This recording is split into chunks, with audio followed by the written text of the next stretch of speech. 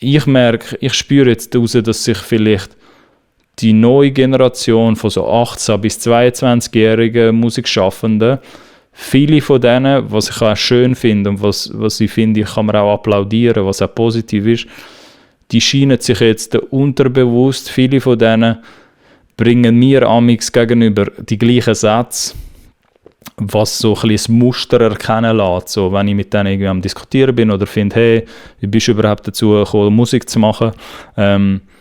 Auch in privaten Konversationen merke ich, dass viele von denen langsam so einen gemeinsamen Nenner finden oder ein kollektives Bewusstsein, wenn man jetzt will das ein bisschen genauer definieren, wenn man jetzt sagt, man hat so die gleichen Gedanken, obwohl man sich untereinander gar nicht kennt und gar nie miteinander geredet haben.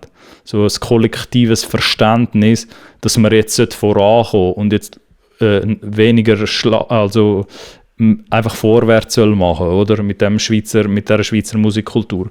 Und dass es viele von denen jetzt schon mit einem völlig anderen Mindset dort reingehen und finden, nein, was bringt es da, so uns gegenseitig jetzt kaputt zu machen, weil wir schaden da nur der grösseren Sache insgesamt auch. Eben, wir versuchen die Schweizer Musikkultur versuchen wir irgendwie ein Bein einzuschlagen oder oder einen Stolperstein anzulegen. So ein Bein einzuschlagen ist jetzt ein bisschen extrem. Aber so einen Stolperstein anzutun, dass die Schweizer Musikkultur die ganze Zeit wieder umkehrt. Und die Jüngeren, bei denen sehe ich das jetzt weniger, weil die mehr so einen Gemeinschaftsfaktor dahinter sehen. Aber es könnte auch sein, dass die eben das jetzt nicht mehr so machen.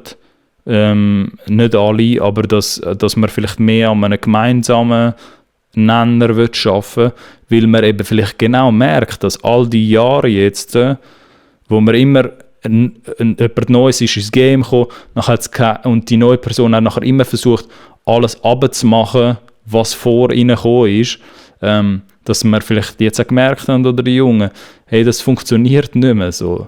Wir handicappen uns selber nur damit. Wir tun uns nur alle selber damit schwächen.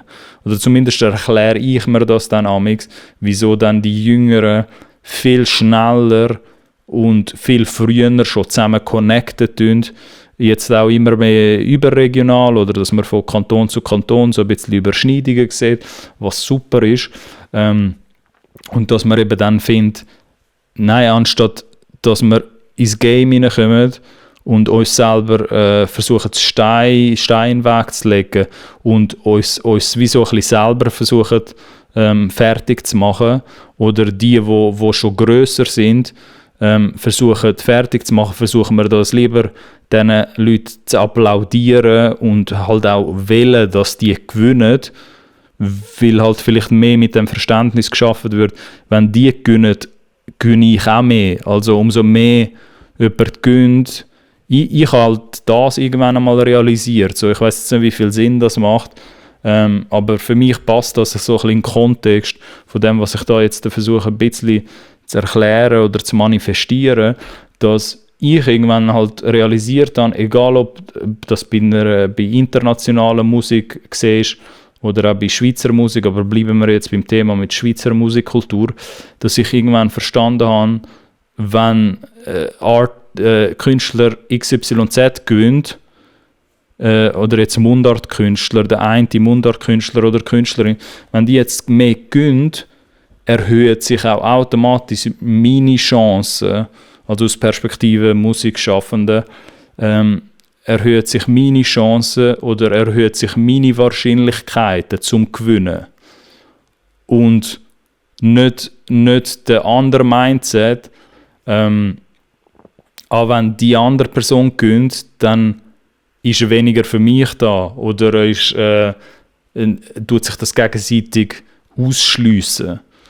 Weil auch wenn man jetzt das mit dem Streaming ein bisschen vergleicht, das Streaming-Regal ist unendlich gross. Man kann nicht mal gross davon reden, dass gut, wir können jetzt ein bisschen vergleichen, dass die Anzahl Tracks in einer Playlist von so einem Streaming-Anbieter, die ist ja beschränkt, meistens vielleicht auf 50 Tracks oder auf 70 Tracks.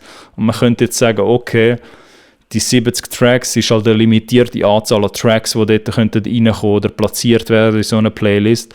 Und das könnte man ein bisschen vergleichen wie damals mit einem CD-Regal bei einem Fachhändler, wo hast du physisch vorbeigehen. Aber insgesamt ist das Streaming-Ding für alle besser. Alle wachsen mehr dadurch und ich sage, insgesamt ist das für alle besser, weil es einfach mehr Platz hat für alle.